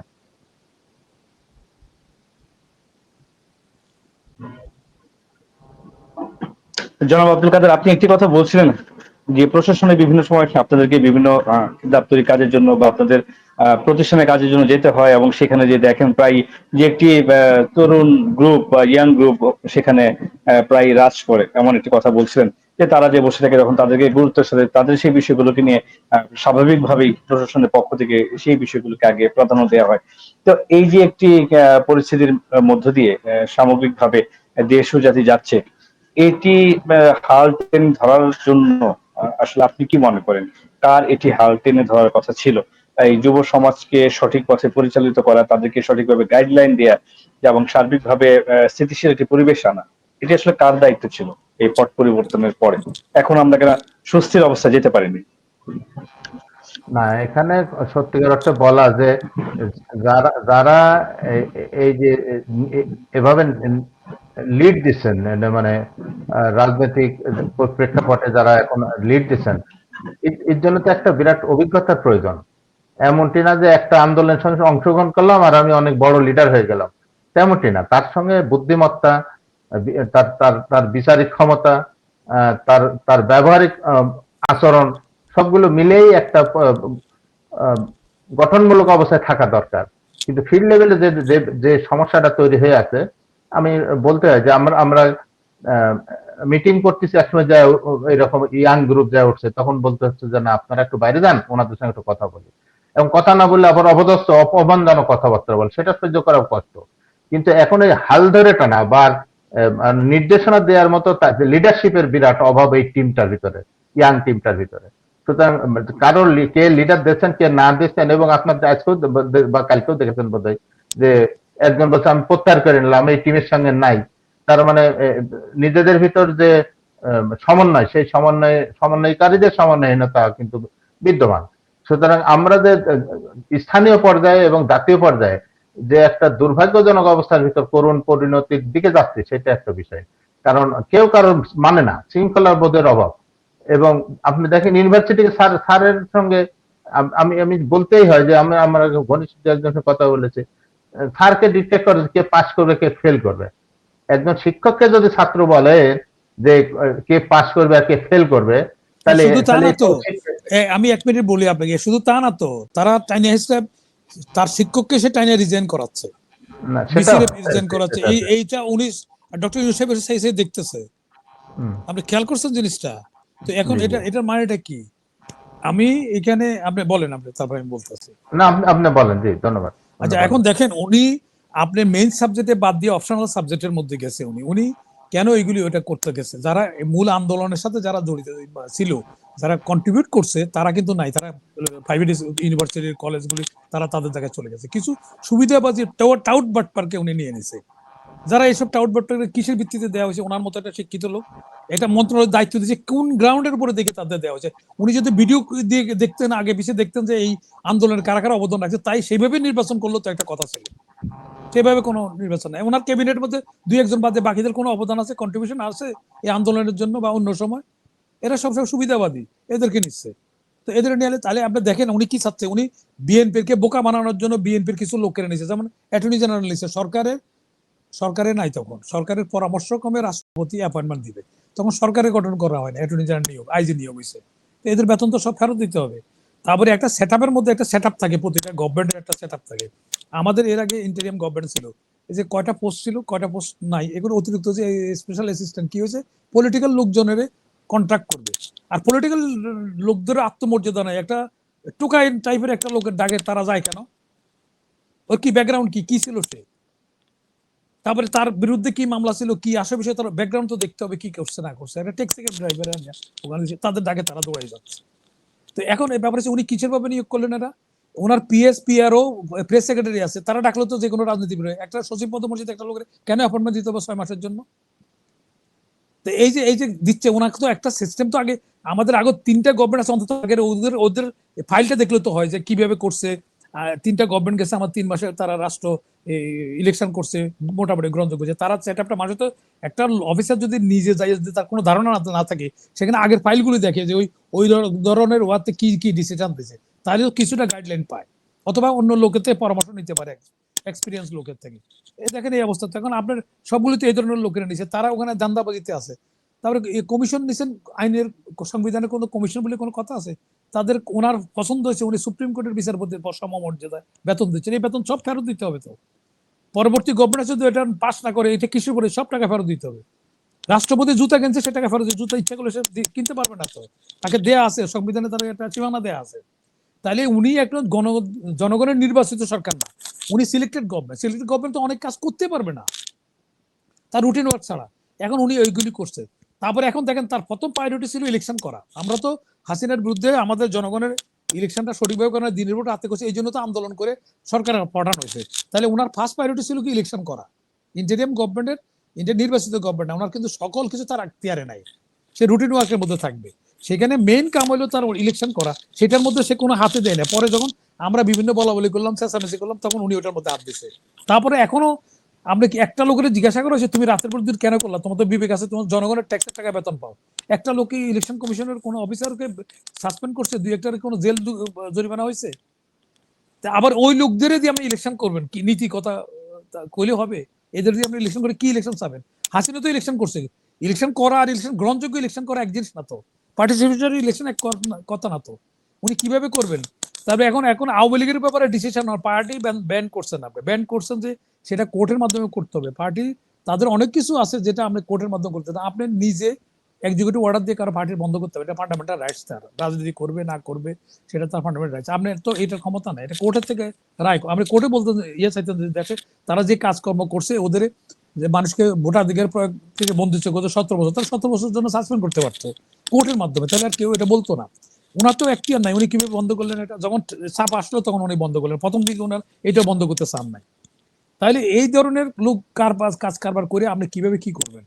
আপনি গ্রহণযোগ্য লোকে যে যাইয়া ভোট দিতে হবে, আবার ওই যে এরা প্রেশার গ্রুপেরা যায় সিলচাপা নিজেরা সিলপার নিয়ে যাবে, হাসিনা যেভাবে করছে। এখন যদি ইলেকশন করতে হয় উনি ওইভাবে হবে, এই কচি কাছারা যাইয়া নিয়ে নিবে, তাহলে এই ভোট হওয়া না হওয়া একই কথা। বুঝছেন? এক নম্বর হলো এটা করতেই পারবে না উনি, উনি আইন শৃঙ্খলা ঠিক করতে পারছে না। এখন এই যে মোব জাস্টিস হচ্ছে, এটা বন্ধ করতে পারছে না। উনি তো স্ট্রিক্টলি পুলিশকে নির্দেশ দেওয়া দরকার ছিল যে এটা দেখা, এরকম করলে দেখা মাত্র দরকার পায়ে গুলি করবা, বললে তো অর্ধেক বন্ধ হয়ে যেত। আমরা ডিটেনের ব্যবস্থা না থাকলে এরকম হবে। হাসিনার সময় কেউ কথা বলতে পারে নাই কেন? ওইরকম ব্যবস্থাগুলি ছিল। এখন এই ব্যবস্থাগুলো আমি বলছি যে হাসিনাটাও আমরা চালু করবেন তা না, কিন্তু জনগণের স্বার্থ, জীবন যান রক্ষা করার জন্য পায়ে গুলি করো, আমরা অস্ত্র হইলে আমরা জীবন যান এটা অস্ত্র আইনের মধ্যে বলা আছে, আমরা নিজেকে রক্ষা করার জন্য আমি গুলি করতে পারি। তাইলে সেই ক্ষেত্রে যে এই যে পাথর দিয়ে পিটাই যে লোক মারলো বা বহির্বিশ্বে গেল, কি গেল মেসেজ? ওখানে ওই এলাকার তো কেউ না কেউ দায়িত্বপ্রাপ্ত ছিল, এখানে পুলিশ ছিল, করার দায়িত্ব নিরূপণ করা হয়েছে, কারো পানিশমেন্টের ব্যবস্থা করা হয়েছে, কারো চাকরি যাচ্ছে না, তাহলে তো ওই কাজ ঘটতে থাকবে। আর এখন আপনি এত কিছু দেখার পরে আপনি নিজের ক্যাবিনেট অহরহ রিসাবল হয়, ইভেন কি ইন্টারিয়াম গভর্নমেন্টের সময় হয়েছে না? তত্ত্বাবধায়ক লতিফুর রহমান সাহেব হচ্ছে ওরা 3 মাসে করে ফেললো, আপনার 1 বছর যাওয়ার পরে আপনি এখনো ভাবছেন, এখনো তারপরে ডেট, কোনো ক্লিয়ার ডেট বলেন নাই এখনো, যদি কিন্তু এত দিনের মধ্যে এত স্পেসিফিক কোনো ডেট নেই। আর আপনি ডেট করে যারা করবে তাদের লোক আলাপ করছেন, ফিল্ডের জিজ্ঞাসা করছেন, ফিল্ডের ডিসিদের মতামত নিচ্ছেন, তারা ইলেকশন করার মতো অবস্থা আছে কিনা তাদের। তো সুতরাং দেখবেন যে এই টাইমে ইলেকশন করতে পারে না, আর করলে এটা এই ইলেকশন কোনো মতে গ্রহণযোগ্য হবে না, আন্তর্জাতিকভাবে গ্রহণযোগ্য হবে না। আর আপনি এখনো তো একটার যারা এরকম কাজ করছে একটার তো পানিশমেন্টের আওতায় আনতে ব্যবস্থা করতে পারেন না, 1 বছর গেল। আমরা তো দ্রুত বিচার যদি করার ইচ্ছাই থাকতো আপনার, দ্রুত বিচার আদালত করতেন, করে তাদের পানিশমেন্ট করে দিতেন। তো সেটা তো করেন না, দ্রুত বিচার আদালত তো করেন না। 1 বছর তো অনেক টাইম। 1 বছর পরে আপনি 1 বছরে পারলেন না, আর 2-3 মাসের মধ্যে আপনি কি আলাউদ্দিনের জাদু সেরে কাছে আপনি সব ঠিক করে ফেলবেন? কিছু করতে পারবেন না। এবং ওনার যে অর্জন ছিল সব কিছু দিয়ে একদম ওনার আমি তো সন্ধিয়ান স্যারের আমি রেসপেক্ট করি, ওনার হাসিনার চেয়ে খারাপ ইয়ে হয় কিনা আমি সেটার জন্য খুব উদ্বিগ্ন, যে এর চেয়ে পরিণাম আরো খারাপ হইতে পারে ওনার। উনি এখন বুঝতে পারতেছেন না সিচুয়েশন, আমরা মাঠের ময়দানে আমরা দেখতেছি সিচুয়েশন খুব ওনার এগেনস্টে, অল্প দিনের মধ্যে ওনার জনপ্রিয়তা কোথায় নেমে গেছে। ওনার যেখানে আগে সবাই শ্রদ্ধার জায়গায় উনি থাকতেন, উনি জাতির পিতা সমমর্যাদা, আমি আরো অন্য চ্যানেলে বলছি, উনি যদি ঠিকমতো ডেলিভারি দিতে পারতেন তাহলে উনি মানুষের জাতি তাদের কদমবসি করতো। জনগণের ভোটাধিকার প্রয়োগ ওনার নির্দিষ্ট টাইমের মধ্যে যদি নিরপেক্ষ দিতেন, উনি কেন আসে বিএনপি আওয়ামী লীগ দেখবে? উনি অ্যাটর্নি জেনারেল বানাইছে বিএনপির সক্রিয় কর্মী, কেন নিচ্ছেন উনি? বিএনপি ঘুমে রাখার জন্য, বিএনপি উপকার করার জন্য না। এবং এই লোকের দিয়ে বিএনপির বিরুদ্ধে পানিশমেন্ট করাই দিবে। উনি বেগম জিয়ার জিয়ার এপিএস ছিল ছাত্র দলগত, তারা দুদকের চেয়ারম্যান, কেন বিতর্কের মধ্যে নিছেন? আমি বলছি সেই অফিসারটা খারাপ। তারপরে দুর্নীতির অভিযোগ হয়েছে, যেটা এখনো সেটেল হয় নাই। তারপরে ওনাকে বিচার বানাইছে, যাতে ওই দোষী লোকের, আওয়ামী লীগের কোনো লোকের যদি উনি ওখানে ধরে বলবে তুমি ওই তো এই কথাই করবে, সে তো এপিএস ছিল খালেদা জিয়া। তো এই বিতর্কগুলি তো উনি সৃষ্টি করছেন। উনি কেন আওয়ামী লীগ বিএনপি দেখে? উনি নিরপেক্ষ যা মনে করবে তারে নিয়ে উনি রাষ্ট্র পরিচালনা করবে, অল্প দিনের জন্য আছে, সেটা করে না। ওনার ওইখানে আরো কিছু লোক আছে যারা উনি হয়তো সামনে ওদের হয়তো ওরা অ্যাডভাইস করছে, কারণ এই মজা ক্ষমতা ছাড়তে চায় না। দেখেন ক্ষমতা বলছে আমরা নির্বাচিত, কোনো অ্যাডভাইজার বলছে আমি নির্বাচিত। ভাই কত ভোটে নির্বাচিত হয়েছে? তাহলে নিকট প্রতিনিধিকে এটা বলো। আমরা দেখছি অ্যাডভাইজার বলছে আমরা নির্বাচিত, কারবার দেখেন। তারপরে ওই যে ইলেকশনের কথা কইলে আইয়ুব খানের চুল কাটতো এক সেলুনে, তো আইয়ুব খানের বলছে স্যার কবে ভোট দিবেন, এটা রেগে যাইতো সে। তো দ্বিতীয় দিন যখন আবার এরকম পরে দ্বিতীয় টাইমে যখন জিজ্ঞাসা করলো যে বেটা তুই তো চুল কাটিস, তুই কেন ভোটের কথা জিজ্ঞাসা করছিস, মার্শাল কবে উঠবো এটা কেন বলছিস? বলে স্যার বলছি ওটা কোনো ভোটের জন্য বলি নেই, এটা আমরা রেগে যান তো চুল খাড়াই যায়, আমার কাটতে সুবিধা হয়, তো ওই জন্য বলছি আমি ভোটের ইলেকশনের জন্য বলি না। আপনার এটা বললে, আপনি ইলেকশনের কথা বললে রেগে যান, চুল তখন খাড়া থাকে, আমি কাটতে সুবিধা হয়, ওই সেলুনের মালিক বলতেছে। তো এখন আমাদের রেদওয়ানকে কথা বলে ইলেকশনের কথা কইলে চুল খাড়াই যাচ্ছে না, কারণ মজা পাইছে তো, জীবনে ইলেকশন করি তো আসে নাই, এই সবগুলি আছে এরকম মজাই মজা, বুঝছেন না? কেউ যে দেখলাম একটা হরলিক্স এমনি এমনি খাই, বুঝছেন না? তো এখন এমনি এমনি যদি বেতন ভাতা সব পায়, এরকম আরো বেশি দিন থাকতে চায়, ওনাদের সবার পরিকল্পনা হলো দীর্ঘায়িত করে কিভাবে করা যায়, সুতানাতা উচিলা দিয়া। এগুলি করলে পাবলিক এখন বুঝে গেছে, এগুলি করলে তাদের আমোদ হবে, চালাও যাবে। সুতরাং সাধু সাবধান। এখন আপনি দরকার হয় সবার লোকে বৈশা, আপনি কেন করতে পারছেন না, এই যাদের জন্য বাধা সৃষ্টি হচ্ছে ওদের পত্র আর বিদায় করেন। 96,000 পাকিস্তানিরা যখন ডিফিট হয়েছে, তাদের কিন্তু একটাকে আর্মিতে রাখে নাই। যারা আপনি নিরাপত্তা দিতে পারেন না ওদের দিবেন কেন? পত্র পাঠ বিদায় করে দেন, যেগুলি ভালো আছে সেগুলো দেখেন। আপনি সেখানে চাইলে বহুত আগে, আমি কিন্তু প্রথম মাসে বলছিলাম স্যার আপনি কিন্তু ডিভিডি সোলজার দিয়ে আপনি আগাইতে পারবেন না, যারা যে এখানে দায়িত্ব পালন করতে পারছে না। তখন উনি যদি বললো আমি 5 বছর থাকবো, কেউ না করতো না। কিন্তু এখন দেখছে যে যেহেতু 1 বছর কিচ্ছু করতে পারেন, অশ্বডিম্ব প্রসব করছেন, তাহলে উনি 5 দিন থাকা লসের ব্যাপার। যদি উনি প্রথমে এটা করতেন, তারপরে যারা ব্যর্থ হয়েছে যেসব প্রতিষ্ঠান সবগুলির ব্যান্ড করে দিত, নতুন করে ব্লাড সঞ্চালন করতো, তাহলে কিন্তু এই গতি আসতো এবং উনি সঠিক ইলেকশন করতে পারতো না, এবং উনি জাতির পিতার সমমর্যাদা নিয়ে জাতির কাছ থেকে বিদায় হতে পারতেন। ধন্যবাদ। ধন্যবাদ। ধন্যবাদ। আমি জনাব ডক্টর মোহাম্মদ আব্দুল কাদের আপনার কাছে সবশেষে আসি, যেটি নিয়ে বারবারই নির্বাচন নিয়ে কথা হচ্ছিল, বারবারই তরুণ সমাজের যে দিক নির্দেশনাহীন ভাবে তারা যে পথ চলছে সেটি নিয়ে কথা হচ্ছিল, দেশের সার্বিক অস্থিতিশীল পরিবেশ নিয়ে কথা হচ্ছিল, নানা বিষয় নিয়ে আমরা কথা বলছিলাম। সবশেষে আমি যদি আপনার কাছে আসি, যে সার্বিকভাবে আমি যদি অন্যভাবে বিষয়টিকে জানতে চাই, যে এই সরকারকে 1 বছরের যেমন মূল্যায়ন নিয়ে কথা বলেছেন আপনারা অনুষ্ঠানের শুরুতে, এখন সবশেষে যদি জানতে চাই যে আসলেই নির্বাচন হবে কিনা, খুব সহজভাবে সরলীকরণ জায়গা থেকে যে বিষয়টি নিয়ে সন্দেহ ইতিমধ্যে আপনারা প্রকাশ করেছেন, যে হওয়ার সম্ভাবনা কম। আসল নির্বাচন হবে কিনা, যদি না হয় সেই ক্ষেত্রে এই সরকারের অবস্থা পরবর্তীতে কোন দিকে ধাবিত হতে পারে, কিংবা রাষ্ট্র পরিচালনার ক্ষেত্রে নতুন কি ধরনের দৃশ্যপট তৈরি হতে পারে, কোন ধরনের অস্থিরতা তৈরি হতে পারে কিনা। কেননা বিএনপি নেতা জনাব সালাউদ্দিন আহমেদ উনি বলেছেন যে আমরা নির্বাচনে যে দোদুল্যমানতা ছিল সেটি কেটে গেছে, আমরা সন্তুষ্ট, এমন একটি কথা বলেছে। রাজনৈতিক দলগুলো তো তারা নির্বাচন চেয়েছিল। সার্বিকভাবে আপনার মূল্যায়ন? না, ধন্যবাদ। যে নির্বাচন যদি মানে ফেব্রুয়ারি, আবারও যদি বলতে আসছে, ফেব্রুয়ারিতে নির্বাচন কথা বলা হয়েছে এবং যারা রাজনৈতিক দল তারা তো খুব স্বাভাবিকভাবে খুশি হওয়ার কথা যে না, ফেব্রুয়ারিতে নির্বাচন হবে। সেটা সেটা ঠিক, কিন্তু নির্বাচন হওয়ার জন্য যে গ্রাউন্ড ফিল্ডটা দরকার, সেই ফিল্ডটা তো কিন্তু এখন রেডি নাই, সেই ফিল্ডটা নাই। এবং উপর নিচে সব জায়গায় আপনার ভালো রেফারেও যেমন কি দরকার, ভালো প্লেয়ারও দরকার, আর হলো ফিল্ডও দরকার। কিন্তু আমরা যে জায়গায় আছি এই সরকারের আমলে এবং নির্বাচন কেন্দ্রিক যে কথাবার্তা চলতেছে এবং যে নির্বাচনের মাস বা যেটা বলা টাইম লাইন বলা হয়েছে, এই সময়ের ভিতরে খুব স্বাভাবিকভাবে বলা যায় যে সুষ্ঠু নির্বাচন হওয়া খুব দুরূহ বিষয়। সুষ্ঠু নির্বাচন না হওয়ার সম্ভাবনা অনেক বেশি। নির্বাচন যদি হয় তাহলে এটা আবারও এটা স্বাভাবিক নির্বাচন হওয়ার সম্ভাবনা নাই, না, গ্রহণযোগ্যতা পাবে না তো, গ্রহণযোগ্যতা তাহলে একই দাঁড়াবে, তাহলে আবার আন্দোলন যাবে, গ্রহণযোগ্য ইলেকশনের কথা দিয়ে আওয়ামী লীগ মাঠে নামে যাবে, তাহলে কি দাঁড়ালো? তাহলে হাসিনার ইলেকশনে তো যদি ওই রকম ইলেকশন হয় তাহলে কি লাভ হবে? বিশেষ হ্যাঁ, যে লাউ সে কদু তো, কিন্তু গ্রহণযোগ্য, আন্তর্জাতিকভাবে গ্রহণযোগ্য সবার পার্টিসিপেটরি ইলেকশন করতে হবে তো। তো সেখানে আমি এটা দায়িত্ব নিয়ে বলছি, ওনা পার্টিসিপেটরি গ্রহণযোগ্য ইলেকশন উনি করতে পারবেন। আমি সোজা সাপটা বুঝি, আমি এটা করি, কারণ এটা করার কোনো লক্ষণ, আপনি যদি কোনো কাজ করবেন, আমরা যদি না, আপনার লক্ষ্য যদি অন্য মতলব থাকে, তাহলে আপনি কিন্তু এইসব কাজ করবেন। আপনি প্রথম জার্নি করবেন, আগে টিকিট করতে হবে। তো আপনি ইলেকশন করবে যারা এখনো ভোট, ইলেকশনের জন্য বরাদ্দ নাই, ভোটের বাক্স কেনার টাকা নাই, তো আপনি এখন ইলেকশন করতেছেন ওই তারিখে ইলেকশন করবেন। তো এখন তো আগে তো ইলেকশনের কমিশন কি প্রস্তুত আছে সব নিয়ে, ভোটের বাক্স সব কিনছে, বরাদ্দ কত, ইলেকশন এগুলি করতে গেলে ইলেকশন বরাদ্দ লাগবে, টাকা তো এখনো বরাদ্দ হয়নি। আপনি আপনি বলতেছেন সব কথা, বলা কাজের মধ্যে তো মিল পাচ্ছি না আমরা। জি, জনাব আব্দুল কাদের বলছিলেন।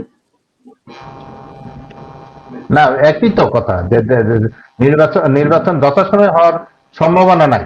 আচ্ছা, আর যদি নির্বাচন কোনো কারণে নির্বাচন যথাসময় না হলে তাহলে দেশের অবস্থা কোন দিকে ধাবিত হবে? সেই ক্ষেত্রে রাষ্ট্র কোন দিকে যেতে পারে বলে মনে করেন সহজভাবে? এইভাবে মানে এই সরকার তো থাকছে, এই সরকার তো মানে এই সরকার তো তাহলে থাকবে নাকি কোন ধরনের অস্ত্র? সরকার চাইবে যে দীর্ঘায়িত করার, নির্বাচন প্রক্রিয়াটাকে দীর্ঘায়িত করা এবং তাদের টিকে থাকার একটা মানসিকতা থাকবে। কিন্তু রাজনৈতিক দলগুলো কোন পর্যায়ে যে উঠবে এটা ঠিকভাবে বলা মুশকিল। এখন যদি এই জন্য যে আবার মিছিল মিটিং আন্দোলন করতে হয় সেটা একটা বিষয়, কিন্তু তার একটা ফিল্ড দরকার। বিষয়টা যতই বলি না কেন, নির্বাচন যোগ্য ফিল্ড দরকার বা মাঠ দরকার, যেখানে সবাই মানসিকভাবে নির্বাচনের জন্য প্রস্তুত নেবে এবং নির্বাচনের জন্য যে সমস্ত উপকরণ উপাদান দরকার সবগুলো থাকবে। কিন্তু আমাদের এই মুহূর্তে কিন্তু দেশের রাজনৈতিক ভাবেও কিন্তু নির্বাচন করার জন্য যে উপাদান বা ফিল্ড বা অবস্থা সেটা কিন্তু নাই। সুতরাং এটা একটা সংশয়ের ভিতর ফেলা। তো যদি নির্বাচন না হয় তাহলে সরকার দীর্ঘায়িত হওয়ার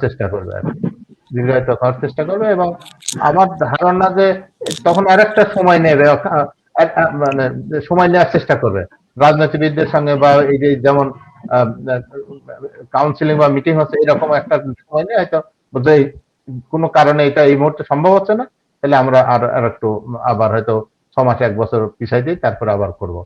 তখন অজুহাত থাকবে, বৃষ্টি আসছে, নামাজ আসছে, রোজা আসছে, শীত আসছে, এইসবগুলো বিষয়গুলো আসবে বটে। সুতরাং নির্বাচন না হওয়ার সম্ভাবনা অনেক বেশি এই সময়টাই। জি, ধন্যবাদ।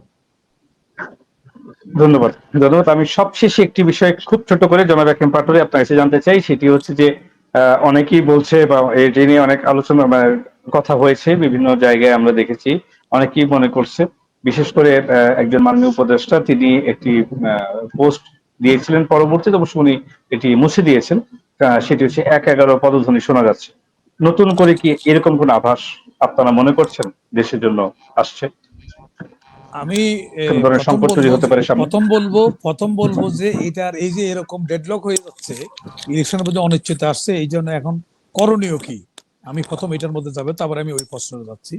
করণীয় হচ্ছে যে উনি দেশকে যদি ভালোবাসে, ক্ষমতার প্রতি ওনার যদি লোভ না থাকে, তাহলে উনি জাতির উদ্দেশ্যে ভাষণ দিয়ে বলবে যে আমি চেষ্টা করছিলাম, পারি নাই, আপনারা এখন তত্ত্বাবধায়ক রেস্টোর হয়ে গেছে গা, তাইলে 3 মাসের জন্য সরকার, যেহেতু আগে তত্ত্বাবধায়কটা হাসিনা এক কলমের খোঁজায় বাদ দিয়ে দিচ্ছে, এটা এখন বর্তমানে মামলা করার পরে হাইকোর্ট থেকে এটা প্রতিস্থাপন করা হয়েছে, তাহলে তত্ত্বাবধায়ক ঘোষণা করে এখন এই গভর্নমেন্ট তো অবৈধ হবে, কারণ যেহেতু তত্ত্বাবধায়ক দুইটা সিস্টেম একসাথে চলতে পারে না। এখন ইউনুস গভর্নমেন্টের সকল কিছু অবৈধ হবে, ইলেকশন করলে সেটা অবৈধ হবে। কেন?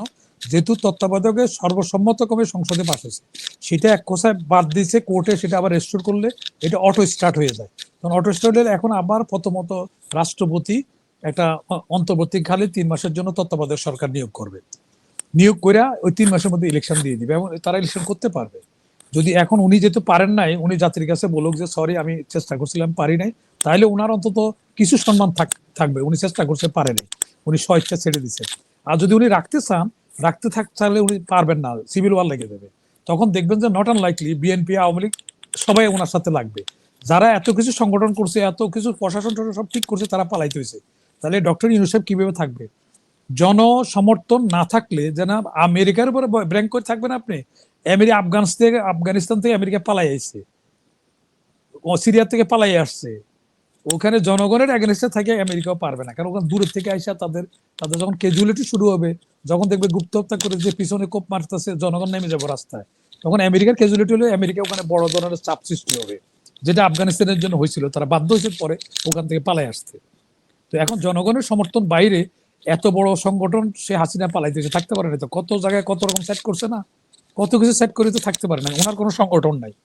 ওনার যারা এখানে আছে যেগুলি সব সুবিধা পাবে, কেউ ওনার বললো যে ওনার উপরে দায় চাপাবে, যেমন হাসিনার উপর দায় চাপাচ্ছে না, যারা ওনার পক্ষে পরামর্শ দিয়ে তারাও এখন দায় চাপাচ্ছে, আমরা কি করবো, হাসিনার বিরুদ্ধে কোনো কথা বলা গেছে, এখন অনেকে বলে এসব কথা, তো তখন ওনাকে এই কথা বলবে। তাই উনার যে বয়সের একটা পর্যায়ে আসছে, ওনার কি চাওয়ার পাওয়ার আছে?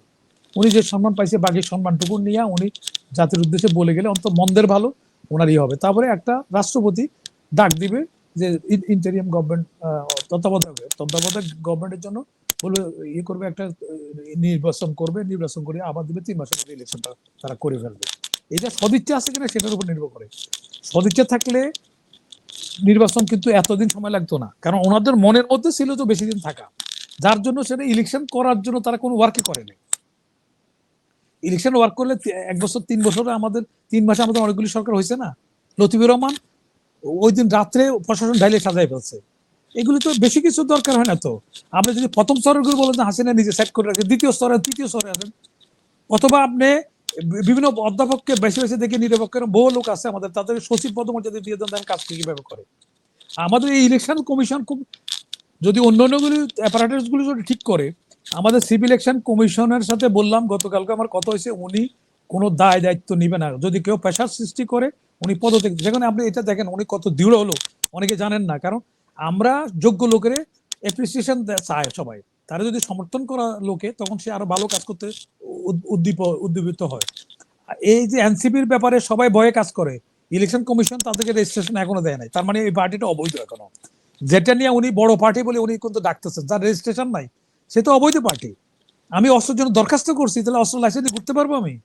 তো এখন এটা যে লোক পার্টির রেজিস্ট্রেশনে পায় নাই, উনি বলতেছে বড় পার্টির মধ্যে 4 জন, বিএনপিরও ই করে। কালকে আমি স্বামী স্ত্রী 2 জনে নিয়ে একটা পার্টি গুলো, তারও কি বড় পার্টি হয়ে গেল? সব পার্টি, কেউ স্বামী স্ত্রী আছে ভোটার আর কেউ নাই, সেটাও কিন্তু একটা পার্টি। আজকাল তো অনেকগুলি পার্টি হচ্ছে না এরকম। উনি এনসিপি কে যেহেতু ইলেকশন কমিশনের যে কোয়ালিফাই করার জন্য যে কতগুলি ক্রাইটেরিয়া থাকে, সেটা ফুলফিল করতে পারে নাই এখনো। প্রত্যেকটা ডিস্ট্রিক্টে তারা অফিস করতে পারে না, কতজনের সাপোর্ট লাগবে যে একটা নিয়ম আছে সেটা ফুলফিল করতে পারে না, যার জন্য ইলেকশন কমিশন থেকে এখনো কোনো রেজিস্ট্রেশন পায় নাই। তারা ইলেকশন কমিশনের ওই যে তাদের হুমকি দামকে তারা কাজ করেন, তাদের দাবি উঠেছে তাদের পদত্যাগ। 2 নম্বর হলো আমাদের রাষ্ট্র, আমেরিকা যেমন একটা চিঠি লেখে, সরকারি চিঠি, রাষ্ট্রীয় ঈগল পাখি থাকে তাদের সিম্বল, রাষ্ট্রীয় পদ, রাষ্ট্রীয় পাখি। আমাদের পদ্মফুল হলো রাষ্ট্রীয়। আমাদের দেখেন আর্মির বঙ্গবন্ধুর বঙ্গভবনের গাড়ির মধ্যে, বিল্ডিং এর মধ্যে শাপলা ফুল। আমাদের প্রতিটা বাহিনীর দেখেন এই যে র্যাঙ্কের মধ্যে শাপলা ফুল, আর্মি র্যাঙ্কের মধ্যে শাপলা ফুল। এখন তারা পার্টি চাইছে, ওটা চাইছে, তো ওটা চাইলে এটা কি তার মামার বাড়ির আবদার? তাদের দিতে হবে, না দিলে ইলেকশন কমিশনের পদত্যাগ চাচ্ছে, দেখেন কারবার। তাহলে কালকে একজনে পাবে, আরেকজন নতুন পার্টি আমি আপনি করে জাতীয় পতাকা চাই, তাহলে জাতীয় পতাকা দিতে পারবে? জাতীয় প্রতীক কাউকে বরাদ্দ করতে পারবে না, তারা ওটা চাইছে, ওটা না চাইলে দিলে তার পদত্যাগ চাচ্ছে, দিতে হবে বলতেছে। কেন? এটা কি পুলিশ আর্মি হইতে শুরু করে সব জায়গায় দেখেন শাপলা ফুল, পুলিশের মাথার মধ্যে যে ইয়ে আছে এটার মধ্যে দেখেন শাপলা ফুল, র্যাগের মধ্যে শাপলা ফুল, সেটা ওরা চাইছে, বসাইয়ে বসছে। এখন দেখেন উনি কিন্তু নীরব, উনি কিছু কথা বলছে, উনি তো বলতে পারে থামো বোধ হয়েছে, উনি এই কথা থামার কথাটা উনি বলছেন না কেন? কারণ উনি তো আগে বলছেন যে উনি ওনাকে ওরা অ্যাপয়েন্টমেন্ট দিয়েছে, ওনারা অ্যাপয়েন্টমেন্ট দেওয়ার অথরিটি কোথায়? আমাদের বায়া দলিল লাগে তো, একটা দলিল জমি কিনতে গেলে বায়া দলিল তো। এই ছাত্ররা যে অ্যাপয়েন্টমেন্ট দিচ্ছে, ছাত্ররা কোথা থেকে? ছাত্রদের একটা প্যাকশন, তাদের মধ্যে 4টা গ্রুপ, সব ছাত্র তো এক দল না। তাহলে উনাকে অ্যাপয়েন্টমেন্ট দিচ্ছে, দেখেন ওনার চিন্তাধারার মধ্যে ভুল। উনি বলছে ছাত্ররা আমাকে অ্যাপয়েন্টমেন্ট দিচ্ছে, ছাত্ররা কিভাবে অথরিটি কোথায় পেল? অ্যাপয়েন্টমেন্ট দেওয়ার অথরিটি কোথায় পেল? তারা তো অ্যাপয়েন্টমেন্ট, সব ছাত্র দল তো, ছাত্র দল অন্যান্য আছে, ছাত্রলীগ সবাইকে সমর্থন করে এদেরকে, এদের পার্টির মধ্যে 3টা গ্রুপ। তাহলে উনি বলতেছেন ছাত্র একটা ফ্যাকশনের দ্বারা অ্যাপয়েন্টেড, উনি বলতেছেন। তো এটা তো এই যে এদের লাই দিতে দিতে এরা যে আজকে কর্মকাণ্ড করছে, এসব লাই দিচ্ছে তো সিপি অ্যাডভাইজার, এই দায় দায়িত্ব ওনাকে ভবিষ্যতে ওনার এটার জন্য জেল খাটতে হবে। উনি যদি এখনো না থামায়, তাহলে উনি যেহেতু সরকারের পদে আছে, ওনার যে নীরব দর্শকের ভূমিকার জন্য ওনাকে একদিন জবাবদিহি করতে হবে। দূষিত লোকেরা যারা এখানে অন্যায় করছে, হাসিনা অন্যায় করছে, তো হাসিনা কিভাবে এক্সিট পেল? খালেদা জি অ্যারেস্টে জেল খাটছে না, এরশাদ জেল খাটছে, রাষ্ট্রপতি সিটিং প্রেসিডেন্ট ছিল। তো তাহলে হাসিনারে আমরা কেন বিমানের পয়সা দিয়ে, গাড়ির তেল খরচ দিয়ে পাঠিয়ে দিলাম নিরাপদে? একটা দোষী লোকের একটা আপনি পারবেন ডাকাতেরা নিরাপদ এক্সিট করতে দিবেন কেন আপনি? তাহলে দেখেন সেখানে করছে এইগুলি সব কিছু, সকল বাহিনী হইতে শুরু করে, আমি এই দায়িত্ব নিয়ে বলতেছি, সবার কিন্তু জেল খাটা লাগবে এটার জন্য, এখনো যদি না শোধরায়। এক সময় তারা হাসিনাকে মনে করছে এরকম পালাইতে হবে, রশিদ ফারুকের কি মনে করছে তার ফাঁসি হবে খুন করার জন্য। কিন্তু এই যে এখন আপনি যে সহযোগিতা করলেন, অন্যায় করে আর অন্যায় সহায়তা করা একই অপরাধ। তাইলে আসামে যদি আমাদের অতীতে এক্সাম্পল আছে, সিটিং প্রেসিডেন্ট জেলখানা গেছে, গুলশানে জেলখানা ডিক্লেয়ার করে রাখা হয়েছে, খালেদা জিয়ারে সংসদ ভবনে ওখানে জেলখানা ডিক্লেয়ার করেছে, হাসিনার কেন নিরাপদে প্রস্থান করে দিল কেন? তারা বলতেছে তারা সে দোষী, সে খুন করছে, তাহলে তারে খুনিরে সহযোগিতা করলেন কি করে আপনি? তো এইসব দায়িত্ব সব সিবেট বাজারের গাড়ি আসবে, 3 বাহিনীর গাড়ি আসবে। সুতরাং এখনো ওনাদেরকে আমি বলবো, ভুল না বুঝা, যে আপনারা এখনো ওই যে যেটা ভুলগুলি করছেন শোধরায় নেন, শোধরায় নিয়ে এখনো সঠিক কাজ করেন, জাতির এইভাবে অবস্থা নীরব দর্শকের ভূমিকা পালন করেন না। যার যে করার ভূমিকা রাখার কথা, এই দেশের সার্বভৌমত্ব রক্ষা করার জন্য, দেশের আইনের শাসন প্রতিষ্ঠা করার জন্য সবাই সবার জায়গায় সক্রিয় হন, না হলে সবার প্রতিষ্ঠানের জবাবদিহি করতে হবে এক সময়। এই কারণের জন্য আমাদের সার্বভৌমত্ব বিপন্ন হবে, শত্রুরা দাঁড়াই আছে, কে আছে, তো আপনারা নীরব দর্শক, দেখি না কি করে, দেখি না কি করতে করতে দেশের 12টা বাজবে, আপনারা কিন্তু একদিন এইটা থেকে বাঁচতে পারবেন, আইনের আওতা, আপনাদের কিন্তু আইনের আওতা আসতে হবে। ধন্যবাদ। ধন্যবাদ। ধন্যবাদ জনাব একদম পাটোয়ারি, অসংখ্য ধন্যবাদ। ধন্যবাদ জনাব ডক্টর মোহাম্মদ আব্দুল কাদের, আপনাকে অসংখ্য ধন্যবাদ আমাদের সাথে যুক্ত থেকে এতক্ষণ আপনাদের দুজনের মূল্যবান মতামত এবং বিশ্লেষণ আমাদের দর্শকদের জন্য তুলে ধরার জন্য।